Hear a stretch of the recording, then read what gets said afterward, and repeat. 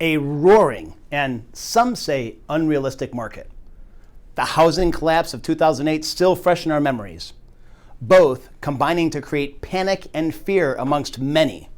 So, what should we prepare for? Let me give you my best, well-educated Nostradamus prediction. Because in June you will do something so terrible, your friends will never speak to you again. Oh my God, what do I do? You will eat inside a restaurant! Does that sound familiar? Just over a decade ago, in 2008, the financial systems the world depended on started to collapse. The ensuing panic drove large companies out of business and many into bankruptcy.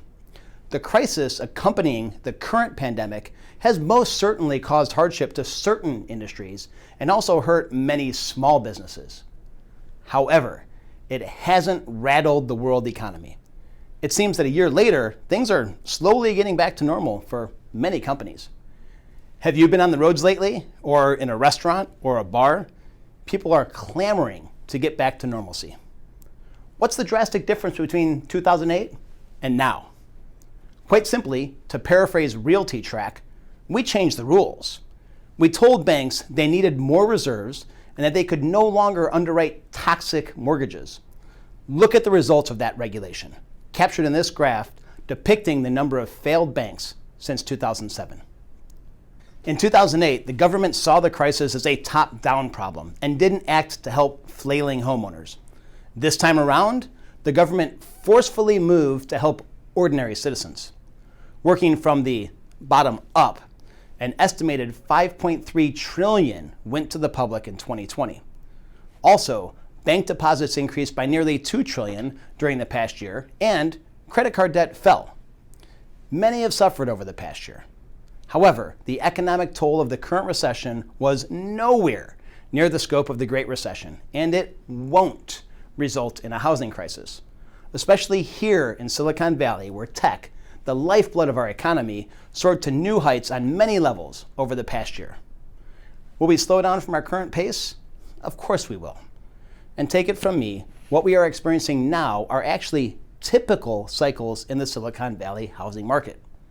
With the prices where they are a decade later, the percentages just seem more exaggerated. Inventory is growing towards more normalcy. What the nation has been feeling over the past year is what we in Silicon Valley have been experiencing for years. Demand has probably reached its peak for the summer, and we will see a reduction in offers. That's already happening. However, instead of 10 plus offers, we'll see 2 to 3 offers. As a seller, your competition in the neighborhood is going to be that much more important to pay attention to. According to the California Association of Realtors, 10% of homeowners plan to sell in the next 6 months, which is 25% higher than normal. However, sellers have never been in a stronger position with 50% more equity in their homes than in the bubble years. The bottom line, housing demand is still unrelenting, and the absorption rate is at record levels despite the increase of inventory. Our seller's market here will continue for a few more years. I encourage you to watch my past market updates and videos to see how, as a true area expert and seasoned veteran, I've accurately predicted the local real estate market.